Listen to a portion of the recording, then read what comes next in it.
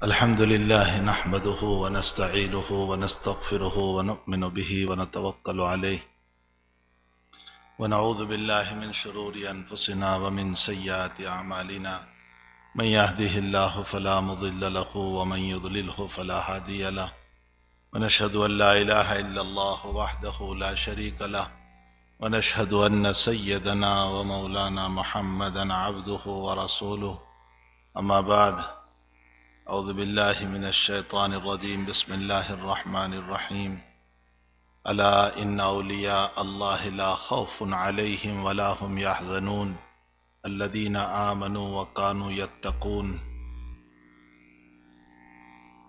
صدق الله العظيم. وقال النبي صلى الله تعالى عليه وسلم لا يؤمن أحدكم حتى أكون أحب إليه من والده وولده والناس أجمعين أو كما قال صلى الله عليه وسلم رواه البخاری و مسلم.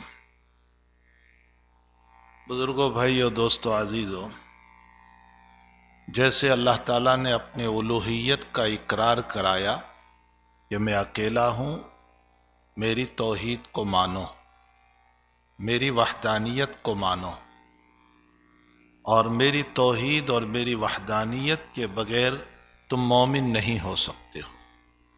جہاں اللہ نے اپنی الوہیت کا، اپنی توحید کا، اپنی وحدانیت کا ہم سے اعتراف کروایا، اقرار کروایا، وہیں پر آپ نے اپنے نبی کی رسالت کا اعتراف کروایا اور یہ فرمایا کہ تمہارا ایمان نہیں ہو سکتا جب تک کہ میرے رسول صلی اللہ علیہ وسلم پر بلکہ تمام رسولوں پر ایمان نہ لاؤ. یہ ہے کہ یہود انکار کر رہے ہیں عیسیٰ علیہ السلام کا، نبی اکرم صلی اللہ علیہ وسلم کا. عیسائی انکار کر رہے ہیں حضور پاک صلی اللہ علیہ وسلم کا. لیکن مسلمان کو یہ کہا گیا کہ تم مومن نہیں ہو سکتے ہو جب تک کہ تمہارا ایمان سارے لوگوں پر نہ ہو. حضور پاک صلی اللہ علیہ وسلم سے لے کر آدم علیہ السلام تک جتنے انبیاء تشریف لائے سب پر ایمان ضروری ہے. لوگ بہت پوچھتے رہتے ہیں الوہیت کی دلیل. آج کل تو فیشن کا زمانہ ہو گیا، فیشن کا سوال میں بھی فیشن آ گیا، اور افسوس اس بات کا ہے کہ دنیا کے کسی مسئلے پر کوئی نہیں پوچھتا کہ اس میں حکمت کیا ہے. کہا جاتا ہے کہ بینیفٹ کے لیے آپ کو جانا پڑے گا، لائن میں کھڑے ہو جائیں گے. ویکسین کے لیے لائن میں کھڑے ہو جائیں گے.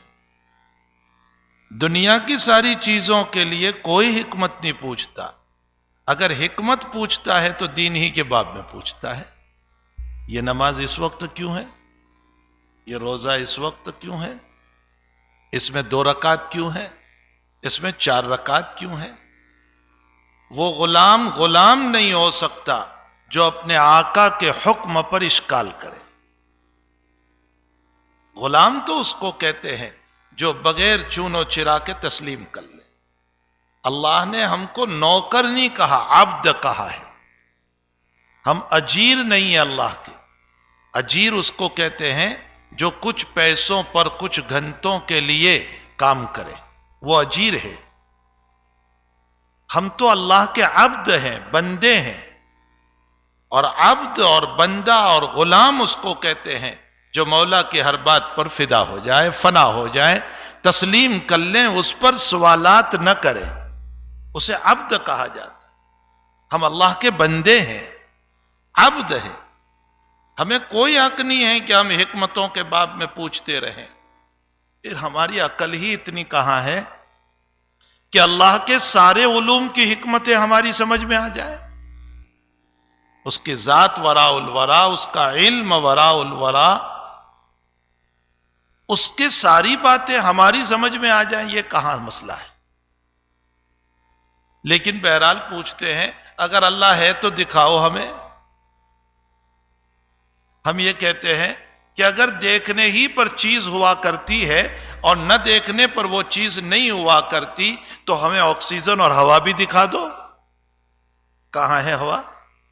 پھر ہوا کا انکار کر دو۔ دنیا کی بہت ساری چیزیں وہ ہیں جو آنکھوں سے نہیں دکھائی دیتی، پھر بھی انسان اس کو مان رہا ہے۔ تو ساری دنیا کی چیزوں کے نہ دیکھنے پر اس کو مان رہا ہے، اور اللہ کو ماننے کے لیے دلیل پوچھ رہا ہے کہ ہمیں دکھاؤ۔ میں ایک دلیل دوں، مجھے اس وقت توحید پر بات نہیں کرنا ہے، ورنہ میں مفصل گفتگو کرتا۔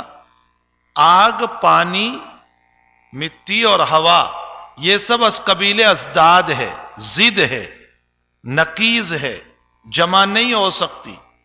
آگ ہوگی پانی نہیں، پانی ہوگا آگ نہیں۔ آپ جمع کر کے بتائیں ہم کو، پانی بھی ہو اس پر آگ بھی ہو، آپ ہمیں جمع کر کے بتائیں۔ یہ نقیض ہے، جمع نہیں ہو سکتا ہے۔ لیکن رب کریم نے اس انسان کی باڈی کو انہی نقیضوں سے پیدا کیا، اور اللہ نے جمع کر کے بتایا کہ میری باڈی میں آگ بھی ہے، اور میری باڈی کے اندر پانی بھی ہے، اور میری باڈی میں ہوا بھی ہے، اور میری باڈی میں مٹی بھی ہے، جو از قبیل ازداد اور نقیض ہے۔ رب کریم نے ان سب کو جمع کر دیا۔ خود انسان کا وجود ان نقیضوں سے پیدا ہو کر دنیا میں آنا، یہ اللہ کے وجود کی دلیل ہے، یہ اللہ کی توحید کی دلیل ہے۔ وَفِي أَنفُسِكُمْ أَفَلَا تُبْصِرُونَ، اپنی ذات میں غور کرو، رب کریم کی دلیل ملے گی، اللہ کی دلیل ملے گی۔ ایک کتاب ہے حیات الحیوان، پڑھنے کے قابل ہے، اس کتاب کو پڑھنا چاہیے۔ حیات الحیوان، علامہ دمیری رحمت اللہ علیہ نے اس میں جانوروں پر ریسرچ کیا، مطالعہ کیا، اسٹڈی کی دنیا کے جانوروں پر۔ لیکن وہ کیوں مطالعہ کیا، اسٹڈی کی کیوں، اس کی وجہ کیا ہے؟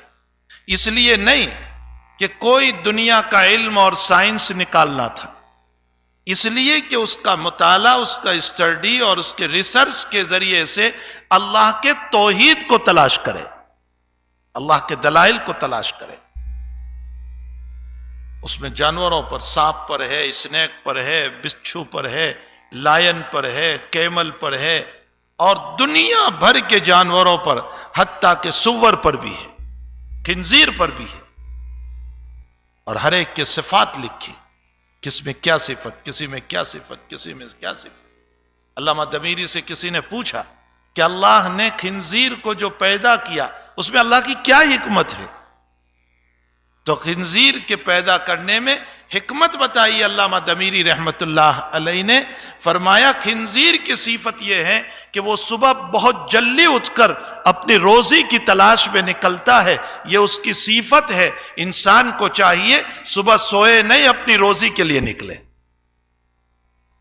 ہر جانور پر، تو انہوں نے کبوتر پر ریسرچ کرتے ہوئے لکھا ہے کہ کبوتر کا بچہ جب پیدا ہوتا ہے تو شروع میں وہ بچہ کچھ کھا نہیں سکتا، تو جو میل کبوتر ہوتا ہے، جو اس کا باپ کہہ لو، مذکر کہہ لو، وہ اس کی چونچ میں اپنی چونچ ڈال کر اس کے اندر جو انتڑیاں ہوتی ہے اس میں پھونک مارتا ہے 3 دن تک، یہاں تک کہ اس کی انتڑیاں اندر میں کھلتی جاتی ہے اور پیٹ اس کا کھل جاتا ہے، اور 3 دن تک یہ مذکر اور میل کبوتر جو ہیں وہ اس طرح پھونک مارتا رہتا ہے۔ 3 دن کے بعد وہ بچہ دانا کھانے کے قابل ہو جاتا ہے۔ تو علامہ دمیری کہتے ہیں اتنا چھوٹا سا پرندہ اپنے پیدا ہونے والے بچے کے کھانے کی فکر میں یہ طریق اپنا رہا ہے، اس طریق کو سکھانے والا کون ہو سکتا ہے؟ یہ دلیل ہے کہ اللہ کا وجود ہے۔ تو بے شمار مسائل لکھ کے اتنی بڑی کتاب ہے، لیکن ہم کو تو علم سے شوق ہی کہاں ہے۔ یہ تو یہ بیانوں کی بھی رسم پڑی ہے، ورنہ ہمیں کہاں علم سے دلچسپی ہے۔ یہ تو ایک رسم ہے کہ جمعہ کو کچھ بات سن لیتے ہیں یا بیٹھ جاتے ہیں، ورنہ فکر یہ ہونا چاہیے کہ ہم اپنی اصلاح کرنے والے بنے، اپنی تربیت کرنے والے بنے، اپنے آپ کو اللہ کے لائق بنانے والے بنے۔ تو خیر میں یہ کہہ رہا تھا کہ جہاں اللہ نے اپنی الوہیت، اپنی وحدانیت، اپنی توحید کا ہم سے اقرار کروایا، وہیں پر اپنے رسولوں کی رسالت کا بھی اعتراف کروایا، اور یہ کہا کہ میرے رسولوں کے بغیر میں تمہارے کلمے کو قبول نہیں کروں گا، میں تمہارے ایمان کو قبول نہیں کروں گا، بلکہ رسولوں کی اتباع میں اللہ تعالی نے صلی اللہ علیہ وسلم مغفرت اور اپنی محبت کو رکھ دیا۔ ایک جگہ اللہ نے فرمایا مَن یُطِعِ الرَّسُولَ فَقَدْ أَطَاعَ اللَّهَ، جس نے رسول اللہ صلی اللہ علیہ وسلم کی اتباع کی اس نے اللہ کی اتباع کی۔ اللہ نے اپنی اتباع کو حضور پاک صلی اللہ علیہ وسلم کی اتباع میں رکھ دیا۔ ایک جگہ فرمایا ان کنتم تحبون اللہ فاتبعونی یحببکم اللہ، اگر تم اللہ کی محبت چاہتے ہو تو رسول اللہ کی اتباع کرو، اللہ تمہیں محبت بھی عطا کرے گا اور مغفرت بھی عطا کرے گا۔ اللہ نے اپنی محبت کو حضور پاک صلی اللہ علیہ وسلم کی محبت میں چھپا دیا۔ نبی کی محبت، اللہ کی محبت، نبی سے دشمنی، اللہ سے دشمنی۔ تو بہرحال رب کریم نے انبیاء کرام علیہ السلام کو مبعوث فرمایا، اور آخری کری جناب محمد الرسول اللہ صلی اللہ علیہ وسلم ہے، اور حضور پاک صلی اللہ علیہ وسلم پر بھی ہم سب کو ایمان لانا ضروری ہے۔ تمام نبیوں پر آقا صلی اللہ علیہ وسلم اشہد ان لا الہ الا اللہ واشہد ان محمدًا عبدہ ورسولہ، نبی علیہ السلام کی ذات گرامی ایک ایسی ذات گرامی ہے کہ اللہ نے ان کے دل پر براہ راست جبریل کے ذریعے سے علم اور حکمت اور ایمان کو براہ راست ڈالا، سیدھے ڈالا۔ بخاری شریف کی روایت ہے کہ میں معراج، ویسے تو امام نووی رحمۃ اللہ علیہ نے لکھا ہے کہ نبی علیہ السلام کو 4 مرتبہ شق صدر ہوا، آپ کا قلب اطہر 4 مرتبہ نکالا گیا اور زمزم کے دھویا گیا، اور اس کے اندر بہت کچھ بھرا گیا۔ ایک بالکل بچپن میں، ایک جب 10 سال کی عمر تھی، ایک جب آپ کو اقرا بسم ربک الذی وحی اول ملی، اور ایک جب آپ معراج میں جا رہے تھے۔ 4 مرتبہ آپ کو شق صدر ہوا، اور آپ کے سینے اطہر کو کھولا گیا، قلب مبارک کو نکالا گیا۔ جبریل دھونے والے ہیں، اپنے مقدس ہاتھوں سے زمزم کے پانی سے دھویا، اور برتن جو استعمال کیے گئے وہ جنت کے برتن تھے، وہ سونے کے برتن تھے۔ علماء نے اس جگہ لکھا ہے کہ جو جبریل جنت کے برتن لا سکتا ہے وہ جنت کا پانی بھی تو لا سکتا تھا، کوثر، لیکن کوثر استعمال نہیں کیا، زمزم استعمال کیا۔ علماء لکھتے ہیں معلوم ہوتا ہے کہ زمزم کا پانی کوثر سے بھی افضل ہے، مائع زمزم جو ہے وہ مائع کوثر سے بھی افضل ہے، اتنی فضیلت ہے اس پانی کی۔ اور پھر آپ کے قلب مبارک کو دھونے کے بعد قلب اطہر کے اوپر ممتلئ بحکمت و ایمان، علم، ایمان اور حکمت کو آپ کے دل پر ڈالا گیا۔ جس نبی علیہ السلام کے قلب مبارک پر براہ راست ایمان کی نور کو ڈالا گیا ہو، علم و حکمت کو ڈالا گیا ہو، آپ انداز لگائیں کہ اس کے علم کا مقام کیا ہوگا۔ اسی لیے آپ فرماتے ہیں اوتیت علم الاولین والآخرین، مجھے پہلوں کا بھی علم دیا گیا، مجھے پچھلوں کا بھی علم دیا گیا، مجھے اگلوں کا بھی علم، مجھے پچھلوں کا بھی علم دیا گیا۔ امام ابو حنیفہ فقیہ اعظم بنے، لیکن اسی علم پر جو نبی علیہ السلام کو ملا۔ امام بخاری امیر المؤمنین فی الحدیث بنے، لیکن اسی علم پر جو نبی کریم صلی اللہ علیہ وسلم کو ملا۔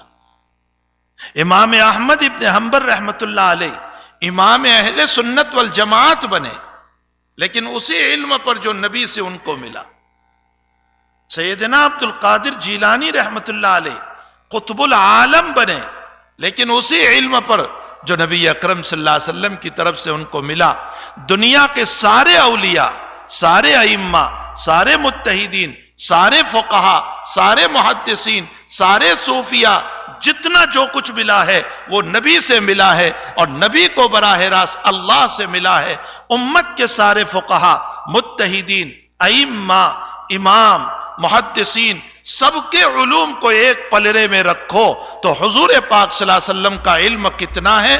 فرمایا دنیا کے 50,000 سمندر کا پانی جمع کر دیا جائے، اللہ کے نبی کے علم کا مقابلہ نہیں ہو سکتا۔ وہ علوم حضور پاک صلی اللہ علیہ وسلم کو اللہ تعالیٰ نے عطا فرمائے۔ اوتیت علم الاولین والآخرین، مجھے اگلوں کا بھی علم ملا، مجھے پچھلوں کا بھی علم ملا۔ قیامت تک کے علوم آپ نے بیان فرمائے۔ بے شمار روایتوں میں کہیں دجال کے حالات، کہیں یاجوج ماجوج کے حالات، کہیں امت کے حالات، یہ موجودہ بیماری جو چلی اس سے متعلق خود بخاری شریف کی روایت میں اس کی طرف اشارہ حضور پاک صلی اللہ علیہ وسلم کا اس بیماری کی طرف بھی اشارہ ہوا ہے، اور کہیں طاعون کا ذکر، کہیں پلیگ کا ذکر، اور اس کے ساتھ دشمنوں کا ذکر اور حالات کا ذکر کہ میری امت پر کیسے کیسے حالات آئیں گے۔ اور اس میں آپ نے یہ بھی ارشاد فرمایا کہ میری امت پر ایک دور آئے گا کہ جیسے ہاتھ میں آگ کا انگارہ لینا مشکل ہے، اسی طرح ایمان پہ جمنا مشکل ہو جائے گا۔ یہ قیامت تک کے حالات، اور پھر قیامت کے بعد کے حالات بھی آپ نے بیان فرمائے کہ قیامت کے دن دربار رب کے اندر میں جب اٹھوں گا تو میں دیکھوں گا کہ موسیٰ علیہ السلام اللہ کے عرش کو پکڑ کر کھڑے ہیں، اور اس کے بعد حق تعالیٰ جل شانہ کے دربار میں میری حاضری، اور اس کے بعد حساب و کتاب کا مسئلہ، اور میں دربار رب میں جا کر کے سر بسجود ہوں گا، اور اللہ اس وقت مجھے اپنی تعریف میرے قلب پر ڈالیں گے، اور میں اللہ کی تعریف کروں گا، اور اس تعریف کے بعد اللہ مجھے کہیں گے اے محمد سر اٹھاؤ، میں اپنا سر اٹھاؤں گا، سفارش کروں گا، اس پر حساب شروع ہوگا، اور حساب کے بعد اللہ کے فیصلے ہوں گے۔ اس کے بعد نبی حالات بیان کرتے جا رہے ہیں۔ آپ انداز لگائیں کہ کتنا علم حضور پاک صلی اللہ علیہ وسلم کو عطا فرمایا۔ اوتیت علم الاولین والآخرین، مجھے اگلوں کا بھی علم، مجھے پچھلوں کا بھی علم، چونکہ براہ راست قلب مبارک پر اللہ کی طرف سے علم ڈالا گیا، جو معراج کی روایت سے صاف طور پر معلوم ہوتا ہے، ممتلئ بحکمت و ایمان۔ لیکن ان تمام کے باوجود اگر آپ تواضع دیکھیں آقا صلی اللہ علیہ وسلم، تواضع، اللہ اکبر، آپ کی تواضع کا عالم۔ روایتوں میں ہے یوسف علیہ السلام کا ذکر آ گیا تو آپ ارشاد فرماتے ہیں کہ یوسف علیہ السلام جیل خانے میں تھے، اور خواب کی تعبیر کی بنیاد پر بادشاہ خوش ہو گیا۔ آپ نے جو تعبیر دی اس پر بادشاہ خوش ہو گیا، تو بادشاہ نے کہا کہ بھئی یوسف کو چھوڑ دو، باہر کرو۔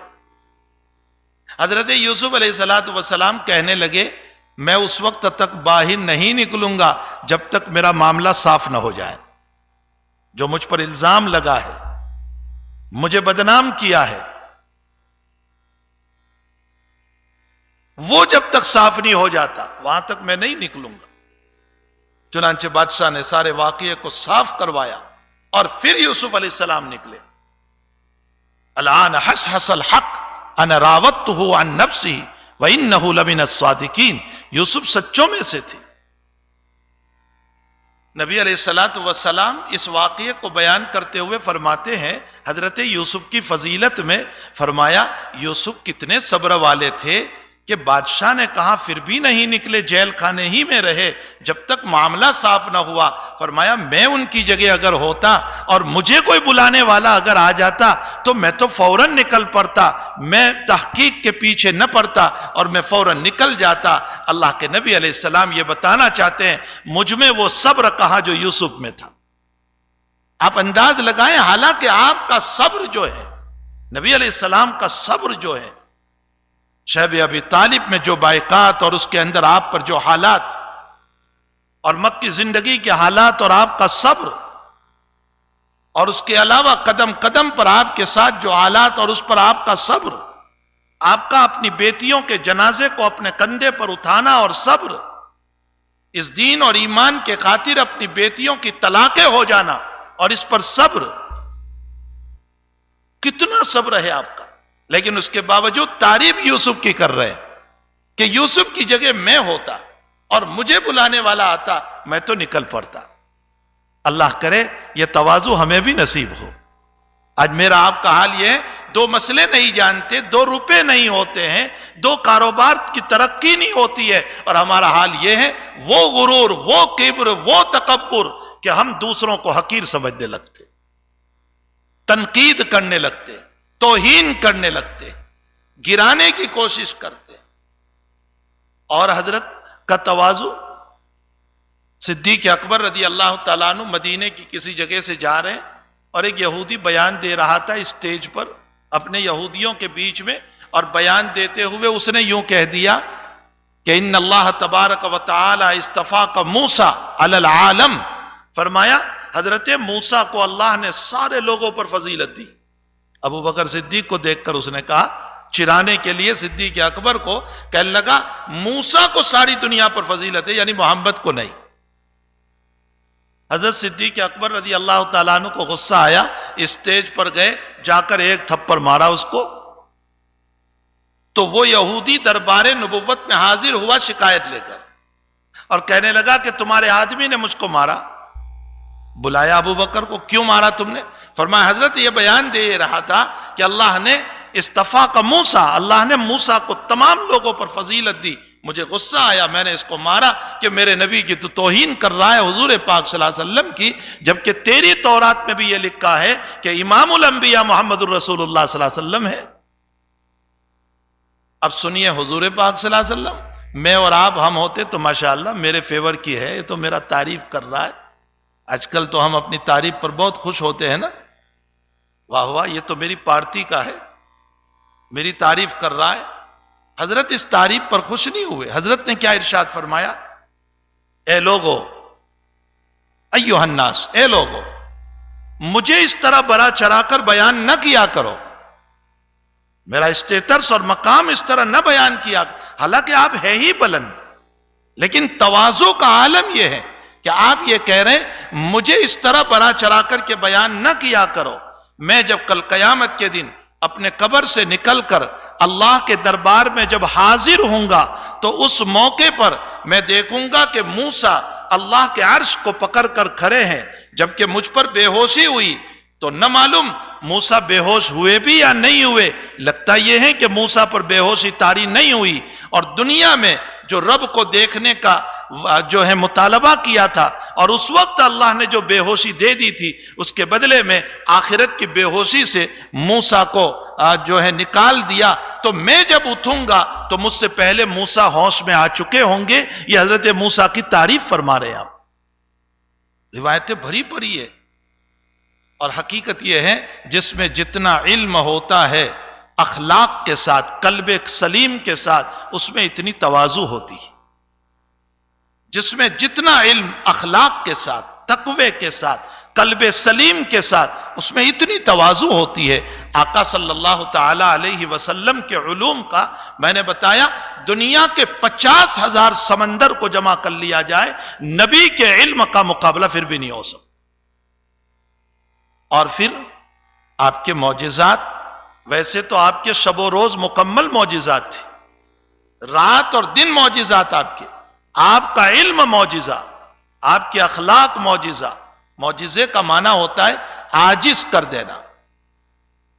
علامہ جلال الدین سیوطی رحمۃ اللہ علیہ اپنی تفسیر در منصور میں یہ لکھتے ہیں کہ نبی علیہ السلام کے علم میں، فقاہت میں، اخلاق میں، عبادت میں، تقوی میں، ورع اور پرہیزگاری میں، ان تمام میں کوئی بھی نبی کا مقابلہ نہیں کر سکتا.